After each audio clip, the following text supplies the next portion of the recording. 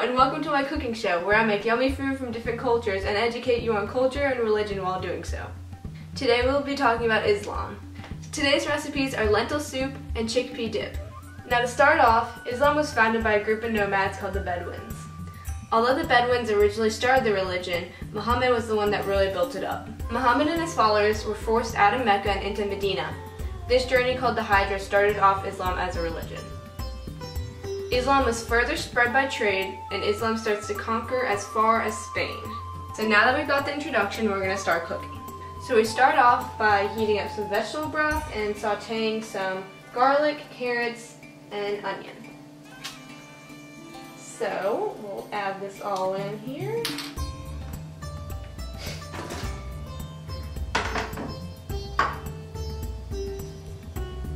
And turn to medium-high heat.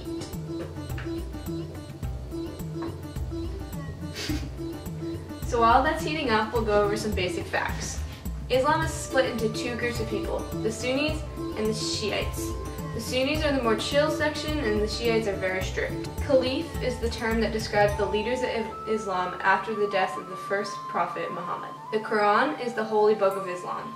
Allah means God to Muslims. There are 5 pillars of Islam. The first is the statement of faith. This means that the Muslims have to confess that they believe in Allah and his prophet, Muhammad, several times a day, by repeating the phrase, "There is no God but Allah, and Muhammad is his messenger." The second is daily prayer.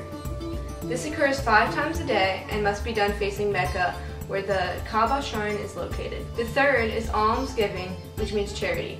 Muslims give money to the poor to give back. The fourth is fasting during Ramadan. Ramadan is the 9th month on the Muslim calendar. Fasting occurs from sunup to sundown. The recipes I'm making today are some recipes that could be eaten with family during Ramadan celebrations. And the 5th and final pillar is pilgrimage to Mecca. Muslims are expected to travel to Mecca at least once in their lifetime. The place of worship for Muslims are mosques. Mosques have no furniture and are big empty space for worship. People often bring mats so they can pray and kneel down. So right now I'm sauteing the onions, the garlic, and the carrots in vegetable broth and making sure they don't burn. So now we're going to add a spice blend to our broth, carrots, garlic, and onions.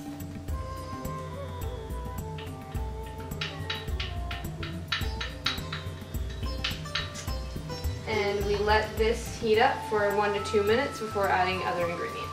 Alright, so now we're going to add some vegetable broth.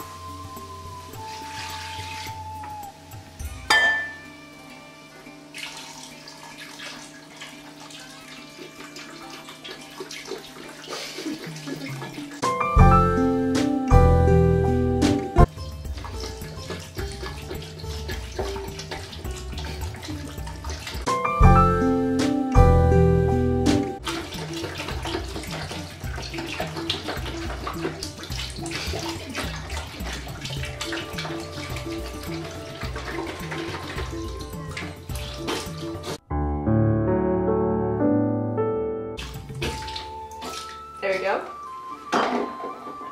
Some tomatoes.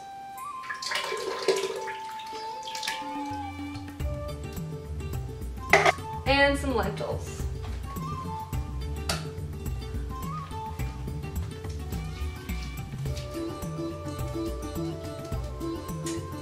And there we go. Now we're going to cook this for a while. Alright, so now our soup has cooked for 30 minutes and we're going to open it up and add some cilantro and parsley and some lemon juice.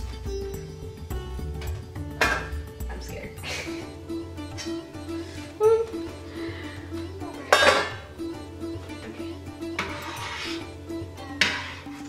So, our lentils are fully cooked now. And we can add it in.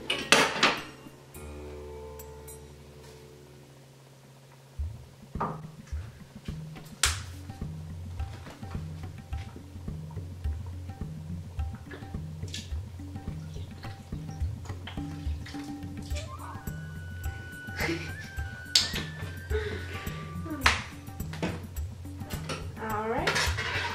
So after you're done with that, you can season it with salt and pepper and put it in a blender if you'd like a more creamy texture. Alright, taste test time. Very good. So your soup is all done cooking, and next we're going to make our dip and eat our meal while talking about Islamic achievements. Alright, so it's the next day, and today we're going to be making the chickpea dip. So we start off with 8 ounces of chickpeas, and we're going to roll them to take off the skin. Alright, so now we're going to blend chickpeas, tahini, lemon juice, salt, and garlic with an immersion blender. Alright. That's it. Isn't that cool? Isn't that fun? Oh, I'm filming.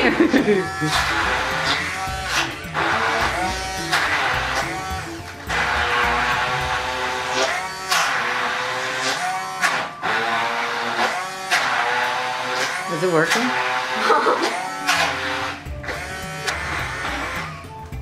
Alrighty, I think we're done. Ooh, yummy.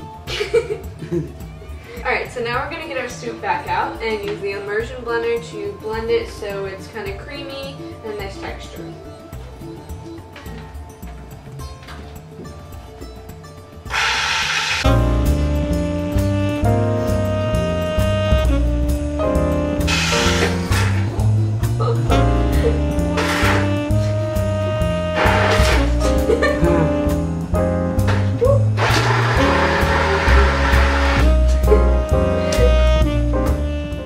I think we're done.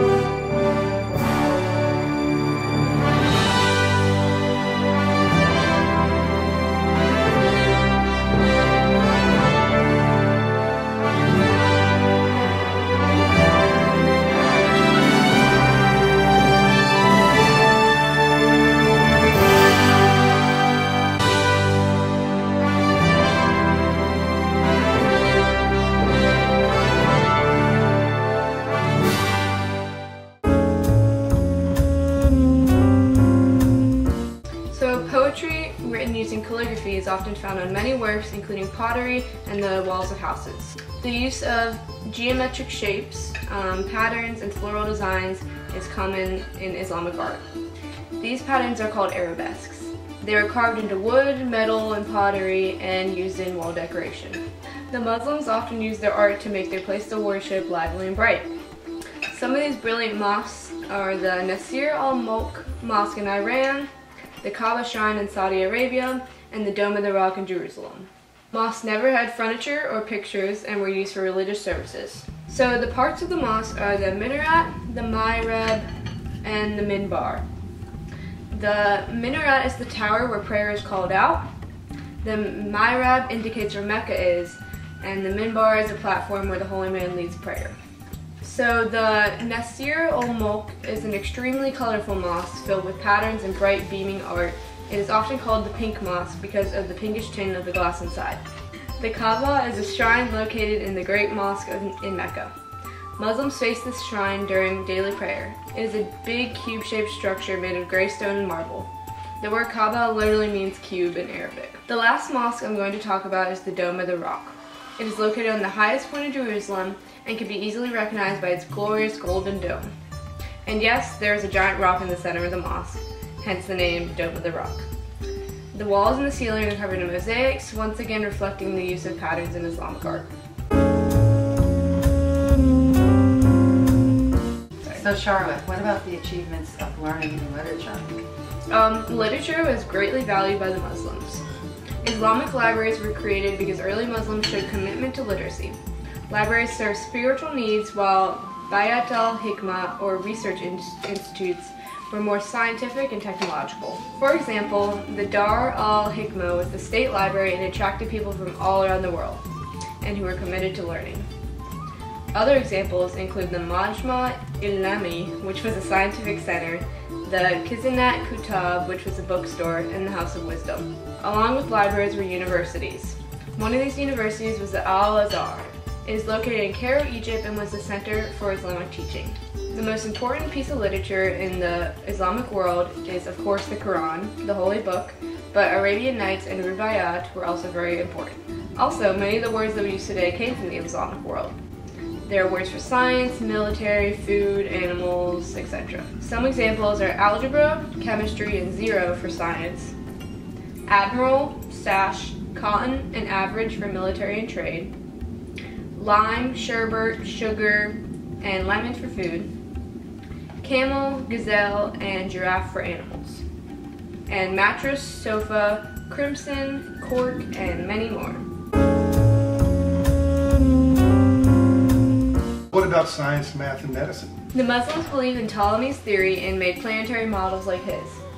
They also translated many languages like Sanskrit and did many experiments. They also discovered the principle of the pendulum, which they used to measure time. They explored elements and used alchemy too. In the field of math, the Muslims contributed greatly to the numeral system. Muhammad ibn Musa al-Khwarizmi was one of the most famous mathematicians and wrote a book called On the Calculation with Hindu Numerals. This book was responsible for the spread of the Arabic numeral system. He also wrote another book called Al-Jabr about solving quadratic equations. This book started algebra. So the last topic is medicine. The Quran stated that the Muslims had a duty to take care of the sick, and it was called the medicine of the Prophet. The Muslims established hospitals, and the father of Islamic medicine is Al-Razi, and he published many books about medicine and philosophy. The Muslims also discovered that bacteria and viruses cause disease. They founded several surgical methods and were the first pharmaceutical school. So that's all for our show today, and I hope you took some information with you and learned a lot about Islamic culture. We sure did. We did. That's interesting. And the dinner was delicious, too. Thank you. The Muslims are a very special group of people who achieved so much and contributed greatly to the world today. I hope you enjoyed this show, and we'll see you next time. Bye. Bye. Bye.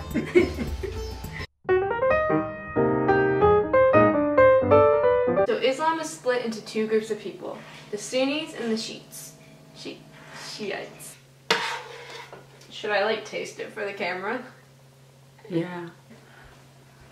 There you go. But yeah, see, look at the bottom, honey. That thing is moving, and that'll cut your. See, that will chop your fingers off. Oh, there's some waffles in there. What do you know? Oh, someone made waffles for us. Alexa, play 7-Eleven by Beyonce. 7-Eleven by Beyonce.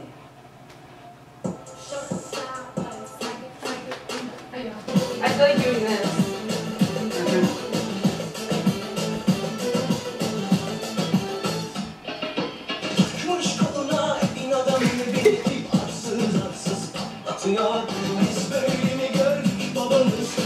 You want to be in my video? No. You want to dance with me?